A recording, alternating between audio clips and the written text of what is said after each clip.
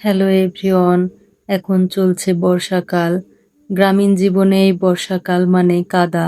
রাস্তায় হাঁটতে গেলে এক দুইবার স্লিপ করে পড়বেন, এইটাই স্বাভাবিক।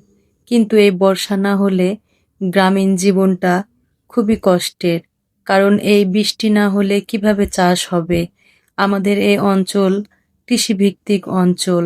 আমাদের অঞ্চলে প্রধান চাষ হচ্ছে ধান। কারণ আমাদের অঞ্চলে প্রচুর পরিমাণে এই ধান চাষ হয়। এই বর্ষা মৌসুমের এই ধান চাষটা বাংলাদেশের সব অঞ্চলে হয় না। কিছু কিছু অঞ্চলে এই ধানটা চাষ করা হয়। আমাদের অঞ্চলে এই ধানটা চাষ হয়। রাস্তার দুই ধার দিয়ে ধান চাষের জন্য জমি প্রস্তুত করা হচ্ছে। দেখে মনে হচ্ছে যেন পুকুর খনন করা হয়েছে, কিন্তু না, এটা ধান চাষের প্রস্তুতি চলছে। ধান চাষ করার জন্য জমিটাকে আগে চাষ করে নিয়ে পানি দিয়ে 1 সপ্তাহ রেখে দেওয়া হয়। তারপরে ধানের এই চারাগুলো বা আমরা বিছন বলি, এই বিছনগুলোকে একটা একটা করে রোপণ করা হয়। দেখতে পাচ্ছেন কৃষকরা কি সুন্দর করে ধান রোপণ করছে।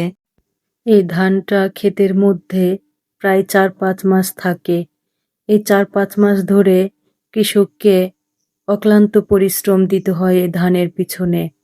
তারপরে যে এই ধানটা পরিপক্ক হয়ে ওঠে। অঘ্রাণ মাসের শীতের সময় আমাদের অঞ্চলে প্রত্যেকের ঘরে ঘরে এই ধানটা উঠে আসে এবং কৃষকের মুখে হাসি ফুটে ওঠে। গ্রামে নতুন ধানের পিঠা খাওয়ার ধুম পড়ে যায়। কি যে মজার এই গ্রামীণ জীবন! আমার কাছে খুবই ভালো লাগে। খুবই শান্তিময় জীবন, গ্রামীণ জীবন। যদিও বা এর পিছনে অনেক পরিশ্রম আছে, তবুও শান্তি। সবাই ভালো থাকবেন, সুস্থ থাকবেন। আল্লাহ হাফেজ।